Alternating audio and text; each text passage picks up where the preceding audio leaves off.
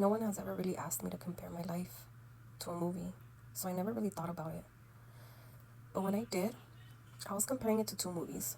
One of them is the Jenny Rivera life story called Mariposa De Barrio, and then the other one is Diary of an Angry Black Woman. I really had to put some thought into this one because I just wanted to make sure that I knew what I was choosing. But I remember when I watched it for the first time, the Jenny Rivera story, I cried and I was like, fuck, man. She has gone through so much over just wanting to be herself, you know? And as I watched it again, I thought and analyzed a lot about my life. This girl was from Long Beach.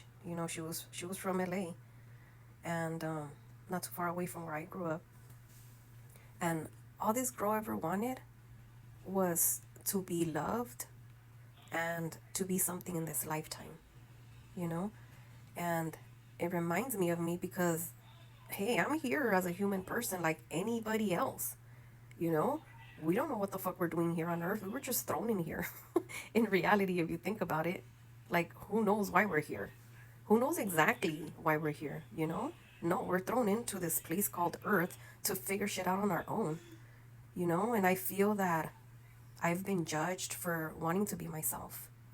I've been belittled over just being me, to where there was times I had to pretend to be something else. There was times I had to just shut up about a lot of things in my lifetime and pretend it never happened. So with Jenny Rivera, she was a Mexican singer. She was born here, of course, but her parents were from Mexico. So are my parents. And she sang to Spanish music, with mariachis, which I can totally relate to because my dad, growing up, he used to love singing with the mariachis, and my grandpa was a mariachi over at the over at First and Boyle when he came here to Los Angeles. So I can relate to a lot of the music that she sings. Um, so when I look at her at the movie, I think she was just, a young girl that wanted to be something big in this lifetime. She wanted to make it, like everybody in this fucking world, I think, wants to make it. Or I don't know, I guess I can't speak for just anybody and everybody, but I think everybody wants to be something. This girl wanted love. She wanted to be loved, accepted, and respected. And all she could find were just cheaters and assholes. And these men would not value her.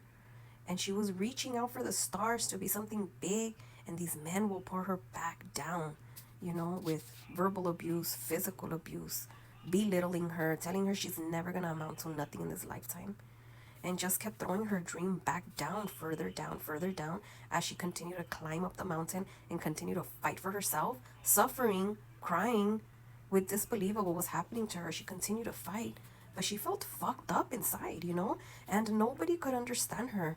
Not even her parents. Her parents said, "Oh, she'll figure it out. She's strong." A lot of people think that because you figure things out on your own, that you're just strong and you'll be fine. But those are the ones that need to be understood. She was not understood for what she went through. And even in the end, well, before I mention the end, let me mention that her baby daddy's sisters and mother never approved of her for whatever reason. They just didn't like her. They didn't even have a reason to dislike her. They just did not like her for him. So they made her life more of a misery. And I can relate to that. And there's an episode where she's like in her car, not wanting to go home, but not knowing what to expect. And she's crying with the baby in the car, trying to hide her tears from her child. But, she wishes she could just come home to a healthy home and be acknowledged and loved and cared for. And she wasn't able to have that. She worked her butt off to get to where she wanted to be in life. And she made so much money. But, in the end, like, she even got betrayed by one of her daughters. Nobody really knows the real story behind that, but she was devastated, so devastated that her oldest daughter had betrayed her. And I think right now in my lifetime, where I am at right now, I think about that, you know? I've done so much for my family. I did so much to protect and keep my family close together. And in the end, it didn't even fucking matter. Because in the end, everybody went their own ways. It didn't matter how much I struggled. It didn't matter how much I suffered. It didn't matter how much I cried. It didn't matter in the end. In the end, they didn't even give a fuck about me. And they still don't. Honestly, I feel very rejected just because people choose to be selfish and greedy within themselves. I mean, I've had family members steal from me.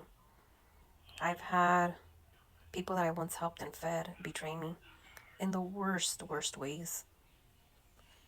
I have so called friends that have stolen from me. So that's where I see myself when I can compare myself to a movie, is to that one.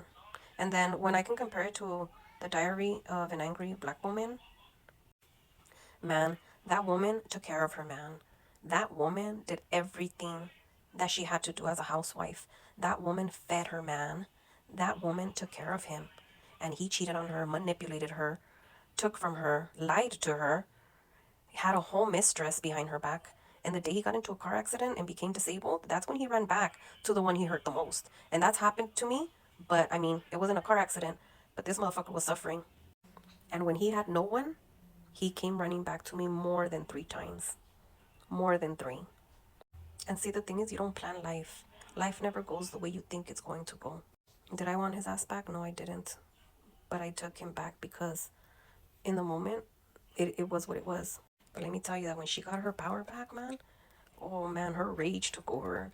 And she treated that motherfucker like shit. As she should. And maybe I did some of that for a while. But anyways, I hope that it makes sense for you to get an understanding on sometimes why I am the type of person that I am nowadays. Because life has made me this way. People have made me this way. And I'm sure that there's a lot of other women that can compare. So with that being said, thank you for hearing me out.